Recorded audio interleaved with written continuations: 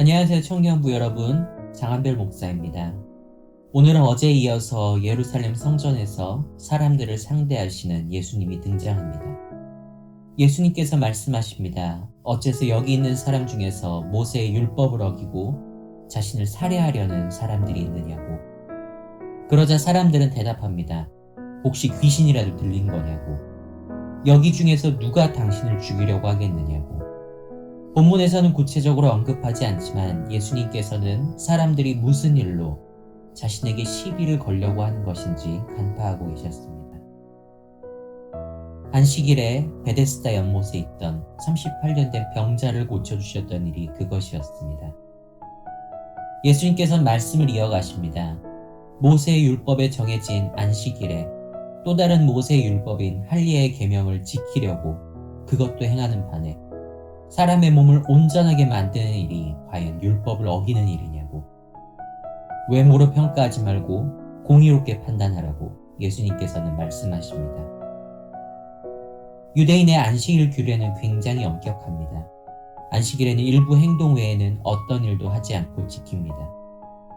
어느 정도냐면 현대 유대교인들조차 안식일에는 집에서 불을 피워 음식을 만들지도 않고 승강기 버튼을 직접 누르지도 않을 정도입니다.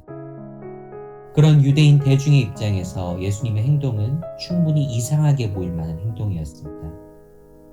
할 수 있는 행동이 굉장히 제한되어 있는 안식일에 예수님은 베데스다 연못에서 무려 38년 동안 고생하고 있던 병자를 낫게 하셨고 그에게 다시는 죄를 짓지 말라 선언하셨습니다.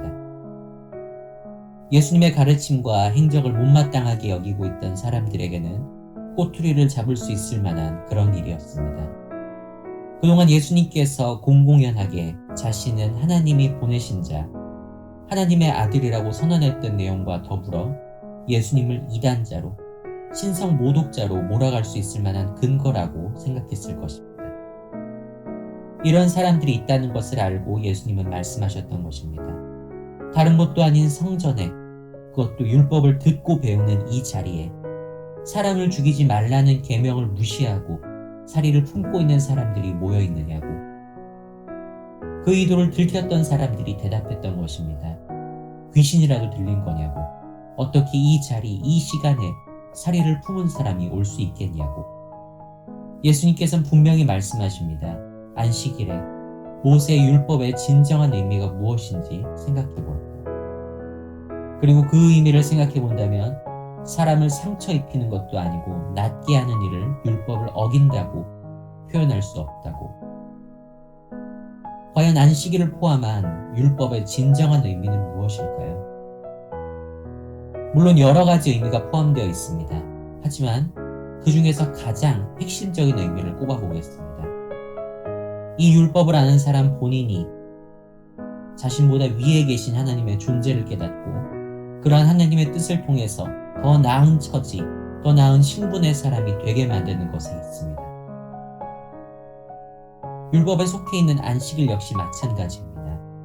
단순히 일을 하지 말라는 그것이 아니라 그 날을 통해 천지를 창조하신 하나님을 기억하고 다시 하나님과의 관계를 정비하여 더 나은 처지에, 더 나은 신분의 사람이 되라는 것이 그 진정한 의미입니다.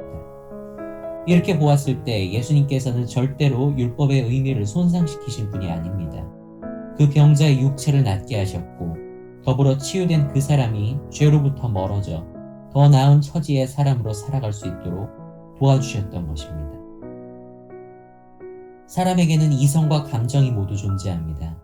이성도 감정도 모두 중요한 것이지만 많은 사람들이 이성이나 감정 한쪽에 치우쳐 다른 한쪽을 무시하거나 다른 한쪽에서 얻을 수 있는 통찰을 외면하는 경우도 존재합니다. 예수님을 죽이려 했던 사람들은 분노와 사리 때문에 율법의 본질을 바라보지 못하고 오히려 그분의 행동을 살해의 근거로 삼아 직접적으로 행동을 옮기려고 했습니다. 우리는 하나님의 말씀을 바라볼 때 이성과 감정의 눈을 모두 가지고 바라보아야 합니다. 어느 한쪽으로도 치우치지 않게 해달라고 성령님께 도움을 구하며 두 눈으로 말씀을 대해야 합니다. 그렇지 않고서는 우리 역시 예수님을 죽이고자 마음먹었던 사람들과 다름없이 말씀의 본질을 찾기보다는 내 눈에 보이는 현상과 나의 의도에 근거하여 말씀의 뜻을, 더 나아가 말씀을 통해 드러나는 하나님의 뜻을 왜곡하게 될 수 있습니다. 오늘 하루는 성령 하나님께 성경 말씀을 올바로 바라볼 수 있는 눈을 달라고 기도하기에 힘쓰는 하루가 되기를 바랍니다. 하나님의 백성은 하나님의 통치를 인정하고 이해하며 통치하시는 말씀에 늘 순종할 줄 아는 백성입니다. 그리고 성령 하나님의 도우심이 없이는 그 누구도 하나님의 뜻을 이해할 수도 실천할 수도 없습니다. 지금 이 시대는 특히 하나님의 뜻을 알기에 힘써야 하는 시대입니다. 도처에서 들려오는 안타까운 소식과 분열의 조짐 속에서 하나님의 백성은 더욱 뜻을 찾고 지켜야 하는 그런 시대입니다. 우리가 말씀의 본질을 깨닫고 그 본질을 따를 때 하나님께서는 우리를 통해 세상에서 일하십니다. 깨닫게 하시는 성령님의 은혜를 따라 말씀의 본질을 깨닫고 실천할 수 있는 오늘 하루가 되기를 능력의 왕 되신 우리 주 예수 그리스도의 이름으로 축복하고 기도합니다. 아멘.